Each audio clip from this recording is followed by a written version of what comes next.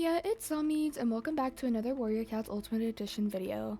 If you saw by the title, this is my updated morph tips. On a quick side note, I'm sorry for not posting lately. I've been very busy, but 2026 is my year, guys. 2026 will be my year, and I am hopefully going to post more consistently. I also made an updated morph. I hope y'all like it. It's Zzomiez. It's still the same Zzomiez, but I just hope y'all like it. Anyways, let's get into the video and sit back, whip out your notepads, and enjoy! Before we actually start making morphs, I just want to let y'all know that this is going to be, there's going to be a version with Gamepasses and without Gamepasses, so this is the without Game Pass version, and I will do the with Gamepasses version after this video comes out. Anyways, reset my cat, and let's start. So my first tip is to have your character in large warrior. You typically can get in most spaces, especially for markings, when you're in large warrior. Sometimes you're gonna need to switch sizes though, because some markings are weird depending on the ones you're using. But that's my first tip. Just being in large warrior I think helps a lot. Now my first and most main important tip is pick a body to pick a part of the body to focus on, and also have a reference. So I don't like to go off references. I kind of just like to follow where the wind takes me, but it can also be good to do based off a reference. I just find that when I go off a reference, it kind of limits my creativity, and it's a little bit harder to create the morph, but that's just my personal opinion. So, think of a color palette you want in mind, and think of whether you want to do the head or the body. So I think I'm gonna do the head first. And I kind of want to make a brown morph, like a darker brown. I don't have any brown morphs, so I think we're gonna make a brown morph for this video. So my next tip, and my biggest tip I will ever give anybody, is to do fades, to fade your morph out. So how you can fade is you want to grab your body tape. Where is it? Oh, this one right here, and then get the body stripe, the single body stripe. It will go across right there. That's how you can fade for the body. And then for the face, you're gonna want the face mask unless you have a specific thing in mind, but I always recommend fading morphs. I feel like it just makes it look nicer. Now there are lots of ways you can fade your morph. You can fade it for where it goes darker to lighter, lighter to darker. You can do that from the back to the front, where you do back to the front is lighter, front to the back is darker, whatever you want to do, if that makes sense. I think I'm just going to do a simple fade where it goes from dark to light. Those are the easiest to do. So, pick your first color. First, I also recommend being in paintbrush. Paintbrush mode is your best friend when creating morphs. So I think we're gonna do this brown. Let's see what it looks like. Ooh, yeah, this is a nice brown. So when fading, it's kind of self-explanatory. I'm just gonna fade how I normally fade, and I'm gonna explain it the best I can. So I think we're using this color, right? Yeah, we're using this color. When you fade, I also want to mention you might want to use different colors as you fade, just to give your morph a little more depth. I don't know if that's the right word, but just to give them more character, you kind of want to use multiple colors when you're fading your morph. Cough, cough, excuse me, voiceover Zzomiez. I don't explain it super well in the voiceover, so I'll explain here instead. When fading your morph, instead of using the slider, use the rows above and below, then use the slider to adjust the color. This makes your morph just look more colorful instead of your morph being faded through tints and shades of one color. So kind of how you see my mouse clicking the row above the next one, and then adjusting the slider to fix the tint or hue so it kind of matches the fade more. It just makes your morph look more colorful in the end, instead of it just being a tint or a shade of a singular color.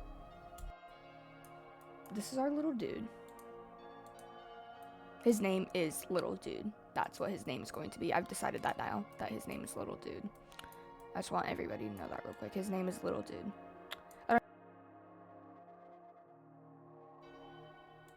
When fading, I also like to use muzzle pads and section tiers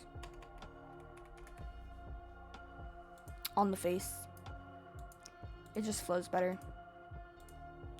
in my opinion. Yay! So that's how you fade.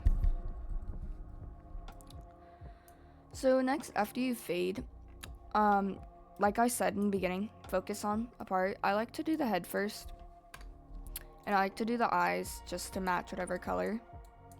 I think I'm gonna do yellow eyes, because I like yellow eyes. And then put on their only eye shine so I don't forget. Okay, anyways. Yay, here you go. Color your eyebrows. I like to color my eyebrows the lightest color. So here's your reminder, because I remembered. Color your eyelids. It doesn't matter what color you color them. I typically do lighter. Color your eyelids, please. When you blink and you see white, it will not be nice. So now that we've got that down, you can also do your skin color. I like doing more bright skin tones depending on the morph. This one feels like a bright kind of guy, so that's his skin color. Alright, now it's time for face details. How do you do your face? Well, first, here are the main markings I recommend putting on your morph. 1.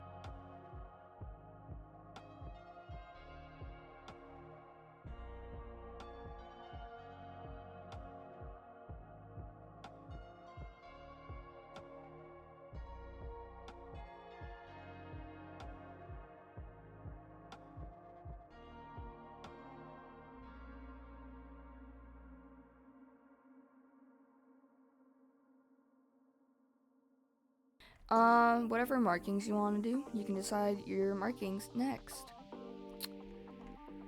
So, let's see, what do we want to do?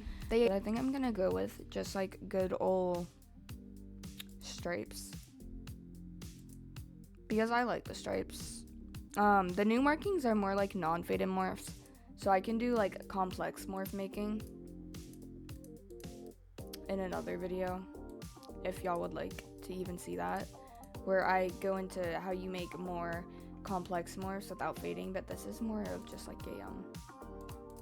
a base level morph tips video.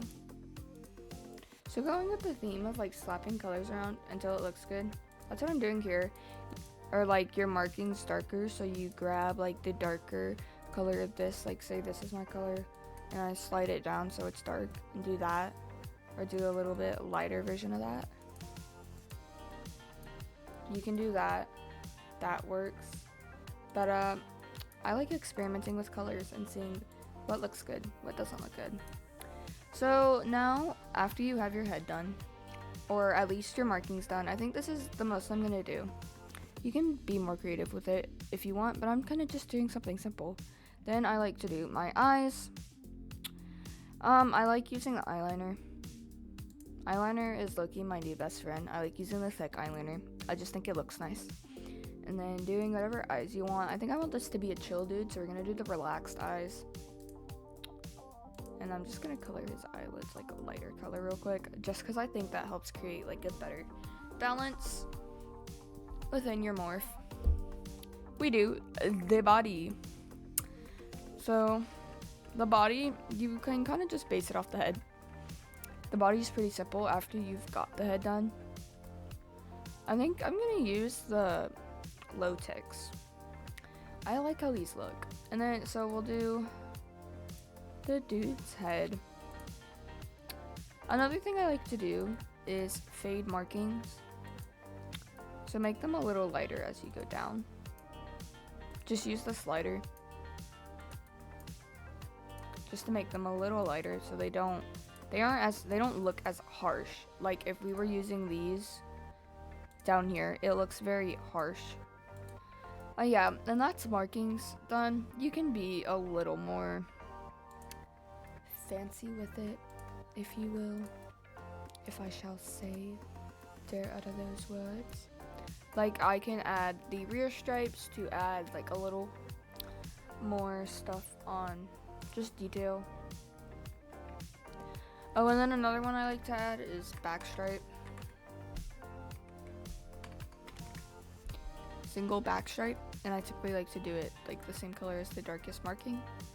So this is our little dude. So far, we have one main problem. He's bald. So now we do fur. So for doing fur, unfortunately the free furs don't have a lot of options. If you have the Gamepasses, look how many options I have. And then look how many free furs you have. It's kind of sucks. You kind of want to decide like what the feel is of the morph. Do you want long hair, short hair, whatever? I kind of want to do like longer fur. So I think we're gonna do, first I'm gonna do the bulky face. Like I said, I love to start with the face. I'm a sucker for starting everything with the face. Do the bottom, whatever color the cheeks is, if yours is a 2-color. I feel like that just makes it look nicer. Head tuft. We're doing the fuzzy head tuft. They're finally getting better free head tufts, and I'm so proud of them. Everyone clap for warrior cats. Long neck fur. Love to use this. Free or not free. It's just a good marking, especially for free morphs. If you want a more fluffy cat. So I do that.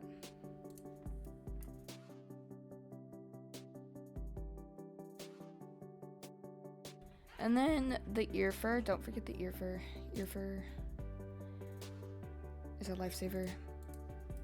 So you do wispy ear fur. I do that lightest color. And then ear tufts. I do that a color lighter, following the fade. And that is your free furs. And then you can put accessories on, whatever accessories you want. I typically like to do nature accessories. Personal preference. And you kind of just play with it until you find what you think looks good.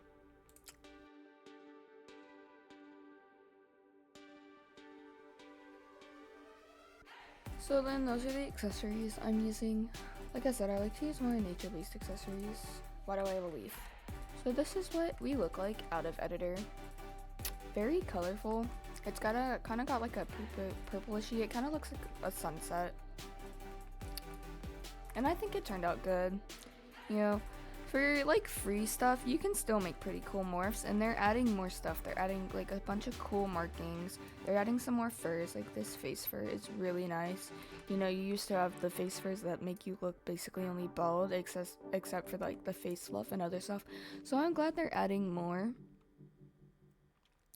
I hope you enjoyed this tutorial, and I explained stuff well enough. I'm not great at explaining stuff, but yeah, if you enjoyed this video, subscribe to see more, and that's all. I hope you enjoyed, and Zzomiez out.